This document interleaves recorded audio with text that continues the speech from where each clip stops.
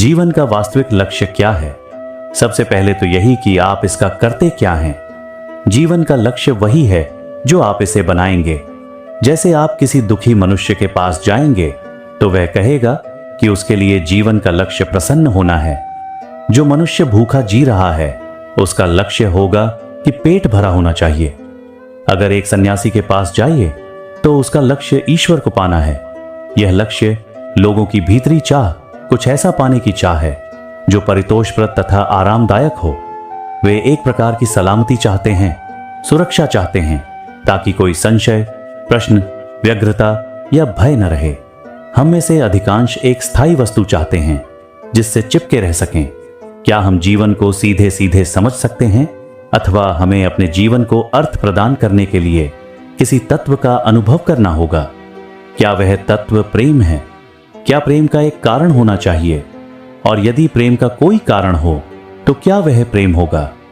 यदि हमें अपने जीवन को कुछ अर्थ प्रदान करना है तो उसके लिए कुछ अनुभव घटित होना चाहिए।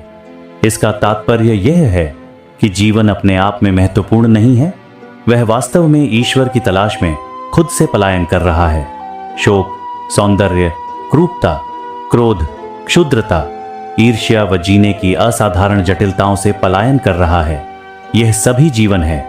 चूंकि वह इस सब को समझ नहीं पाता, इसलिए कहता है, मैं कुछ वस्तु खोजूंगा जो मेरे जीवन को अर्थ प्रदान कर सकें।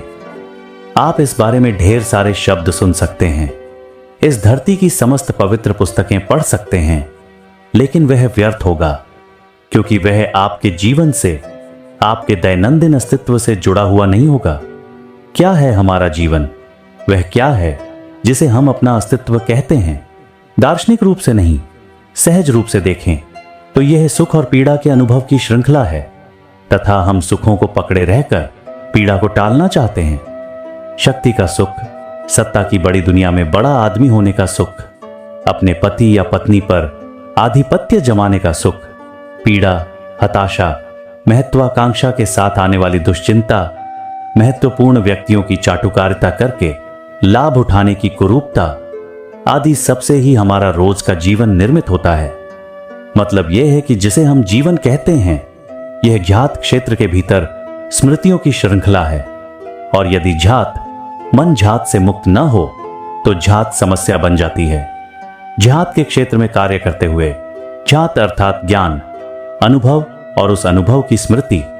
मन कहता है, मुझे ईश्वर को जानना चाहिए, तो यह अपनी परंपराओं, धारणाओं, अपने संस्कारों के अनुसार एक सत्ता का प्रक्षेपण करता है जिसे यह ईश्वर कह लेता है। यह सत्ता ज्ञात का ही परिणाम है। वह अब भी समय के क्षेत्र के भीतर ही है। जब मन ज्ञात से पूरी तरह मुक्त होता है, तभी आप स्पष्टता, सच्चाई और यथार्थ अनुभव के साथ पता लगा सकते हैं कि ईश्वर है अथवा नहीं है। यह निश्चित है कि ऐसा कुछ जिसे ईश्वर अथवा सत्य कहा जा सके, वह पूर्णतः नवीन होता है, आपकी पहचान के दायरे में नहीं होता। यदि वह मन से, ज्ञान से, अनुभव से, विचार से, संचित किए हुए सद्गुणों से उस तक जाने की कोशिश करता है, तो वह झात के क्षेत्र में रहते हुए अज्ञात को ग्रहण करने की चेष्टा कर रहा होता है, जो संभव ही नहीं है। मन मात्र यही कर सकता है कि इस बात की जांच करे कि स्वयं को झात से मुक्त करना संभव है अथवा नहीं। झात से मुक्त होना, अतीत के सारे प्रभावों, परंपरा के सारे भार से मुक्त हो जाना है। मन अपने आप में ज्ञान की ही उपज है। इसे समय द्वारा यह मैं और यह मैं नहीं के रूप में गढ़ा गया है, जो द्वैत का द्वंद्व ही है। यह झात चेतन और अचेतन स्तर पर पूरी तरह समाप्त हो जाता है। मेरा कहना है, और यह बात मैं केवल सिद्धांततः नहीं कह रहा हूं, कि इसका समाप्त होना संभव है। तब आप कभी नहीं पूछेंगे कि ईश्वर अथवा नहीं है, क्योंकि ऐसा मन अपने आप में ही अपरिमेय होता है।